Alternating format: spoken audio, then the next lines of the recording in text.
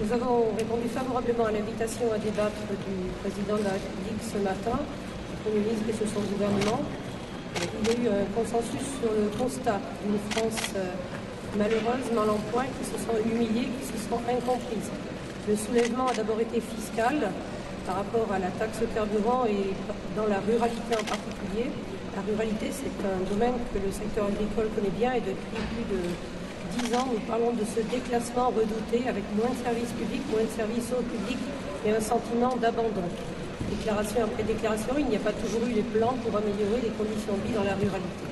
À titre personnel, j'ai zoomé sur les problématiques agricoles du moment, avec notamment une fiscalité écologique extrêmement lourde et en forte augmentation, puisque dans notre domaine, la redevance pour pollution diffuse subit actuellement une hausse entre 35 et 70%, ça dépend qui calcule. Donc j'ai demandé plus de pragmatisme dans les propositions qui sont faites pour éviter que les agriculteurs n'aient à subir des prélèvements aussi lourds. D'autres dispositifs sont en construction très lourds aussi et ce sont des charges en plus au moment où on demande aux agriculteurs de faire des efforts pour cette transition écologique. Ce qui est important, c'est que le président de la République et le gouvernement aient pris conscience de la nécessité de travailler davantage avec les corps intermédiaires qui ont été beaucoup écartés depuis 18 mois. Nous l'avons dit fermement, il l'a reconnu et donc nous souhaitons être force de proposition, davantage écoutés, davantage entendus pour amener du réalisme et du pragmatique dans les décisions prises. Il s'agit de répondre à la nécessité d'une transition écologique que plus personne ne nie, avec la croissance durable pour notre pays, créer de la richesse pour mieux la partager et ainsi arriver à une justice sociale.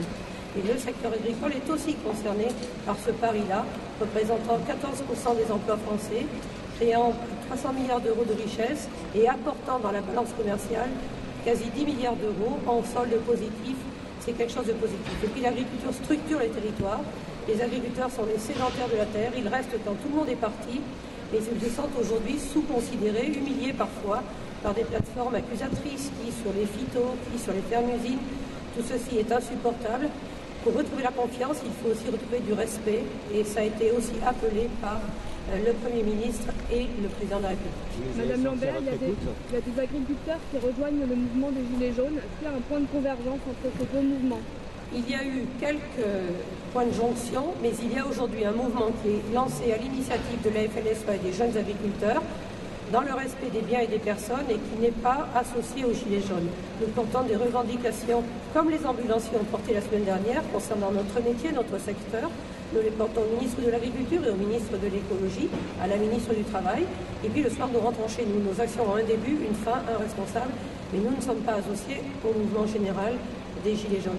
Quand les agriculteurs y sont, c'est à titre personnel et je respecte, puisque ce mouvement s'est voulu apolitique et asyndical. Oui, ils ont écouté, puisque ça a été dit par la quasi-totalité des 25 orateurs, qu'il y avait eu un problème de non-écoute, un sentiment de sous-considération qui a conduit aussi à une compréhension pour ce mouvement exprimé par ce soulèvement fiscal qui a eu lieu. Donc attendons ce soir les décisions immédiates et puis retrouvons-nous surtout pour refaire société et retisser du lien là où il a été rompu. Merci.